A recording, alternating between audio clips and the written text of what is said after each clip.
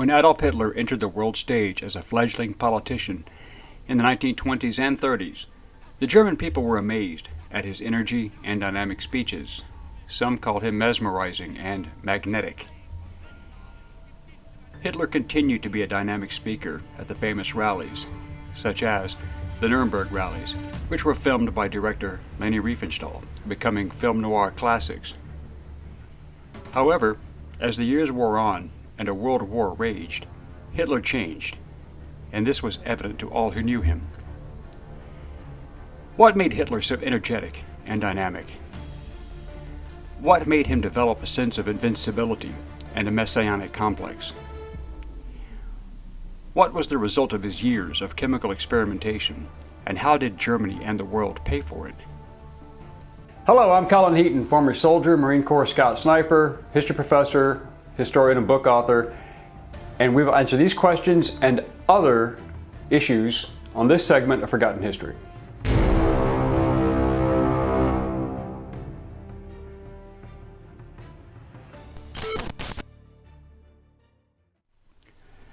Following World War I, Germany became responsible for 40% of global morphine production between 1925 and 1930, along with cocaine.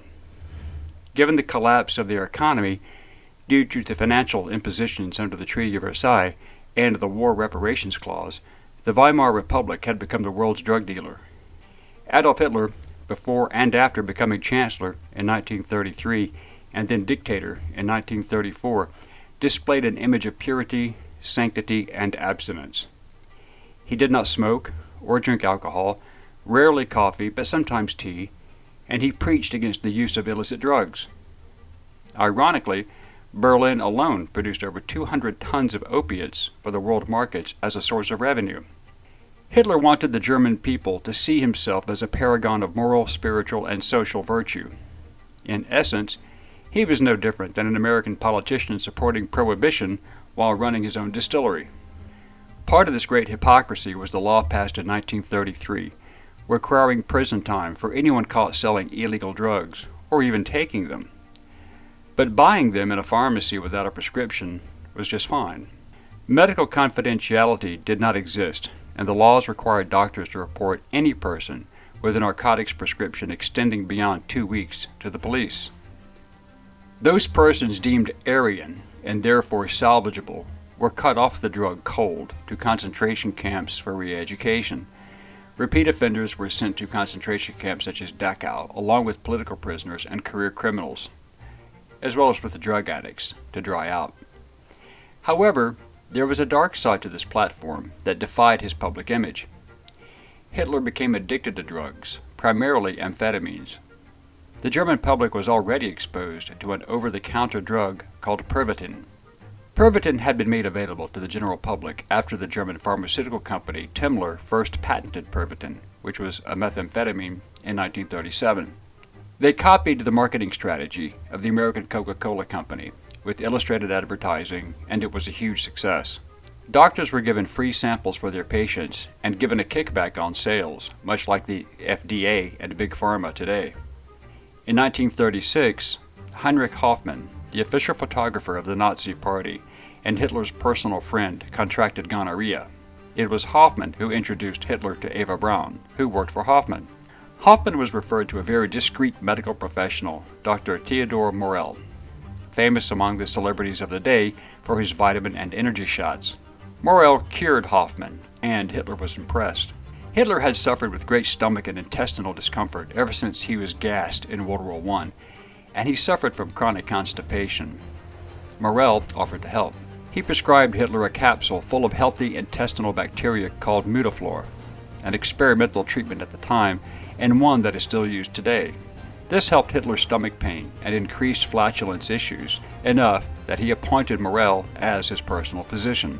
Dr. Theodor Morell introduced Hitler to pervitin and also began injecting Hitler with several compounds, over 20 in all. The most frequently used drug was Eucadol, a combination of oxycodone, cocaine, and amphetamines to help him maintain his frenetic pace. Often, Hitler demanded a second injection to follow the first in the morning. Hitler's almost daily drug use included barbiturates, bull semen, testosterone, opiates, and other stimulants. But not everyone was convinced of Theodor Morell's medical genius. SS Dr. Ernst Gunther Schenk was suspicious of Morell's treatments, which he kept secret, and he managed to get a packet of the mystery drugs and sent them to be analyzed. He wrote later that it was methamphetamine concentrate mixed with cocaine. This explained why Morell would give Hitler another injection late in the evening, a barbiturate, to ease him down so that he could sleep. Pervitin was the primary drug of choice. Hitler then authorized the mass use of pervitin to the military, and it was dispensed just before the invasion of Poland on September 1, 1939. The reports from the front commanders was very positive. The German soldiers who took pervitin stayed awake for days at a time, walked for miles without resting, and felt no pain or hunger. However, as the drug was widely distributed, then the effects wore off. The soldiers crashed and required a lot of downtime. The fact has been debated as to the reason why the German forces did not immediately push onto Dunkirk after their 28-day blitzkrieg through France in June 1940. It is true that Reich Marshal Hermann Goering told Hitler that his Luftwaffe could handle the nearly 500,000 Allied troops pinned against the English Channel. Luftwaffe pilots and air crew were also issued pervitin to keep them alert and on constant flying status, but it was not required that it be taken. However, it is also true that after almost a month of being drug-fueled, the average German soldier in France was worn out and virtually unable to continue without considerable downtime. In 1941, Leo Conti, the Third Reich health director, decided to have pervitin placed on a restricted list of drugs due to the adverse side effects, and he was met with resistance, although sales to the general public were halted without a prescription. In his report, he stated that, quote, an entire nation was becoming addicted to drugs, and that pervitin's disturbing after effects fully obliterate the entirely favorable success achieved after use. The emergence of a tolerance to pervitin could paralyze whole sections of the population. Anyone who seeks to eliminate fatigue with pervitin can be quite sure that it will lead to a creeping depletion of physical and psychological performance reserves, and finally to a complete breakdown. End quote. Pervitin, as well as the other drugs Morell gave Hitler, explains many things that we know to be historically accurate. Many soldiers died from heart attacks, and some leaders in the field on the drug made horrendous tactical decisions. Hitler was not immune to these side effects, from his changing demeanor and growing paranoia to his erratic decisions after taking personal control of the armed forces. According to many German soldiers who knew Hitler, everyone confirmed the same story. Hitler's mental abilities declined, and his flawed decisions were growing in abundance and severity. By 1942, Hitler was completely in the grip of drugs, and his soldiers and nation paid for it. According to the man who could be called his personal pilot, best friend, and closest confidant, Lieutenant General Hans Bauer, quote, Hitler's decline in his mental acuity steadily declined. He was alert and anxious, but not always logical in his decisions. When pressed by senior military leaders with recent frontline experience as to why he would issue such and such orders, Hitler would often rant and demand obedience. It was not the same man in 1944 that I first came to know in 1932. The Hitler who was best man at my wedding was not the same man who shot himself in the bunker. End quote.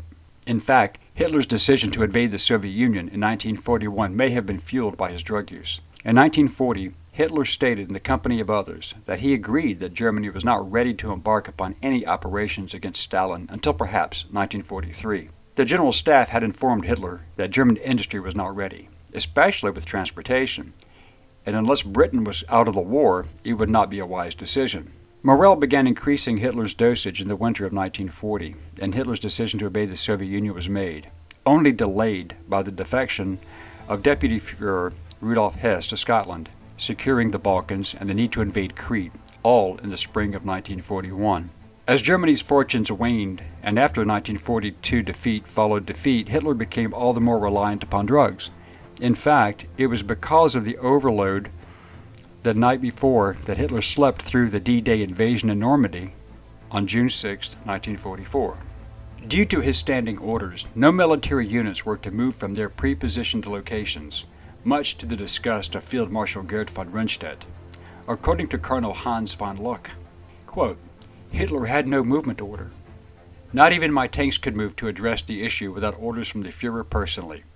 We were stuck, and my division commander would not answer my request to go and engage the British paratroops. We had to wait. We lost the initiative."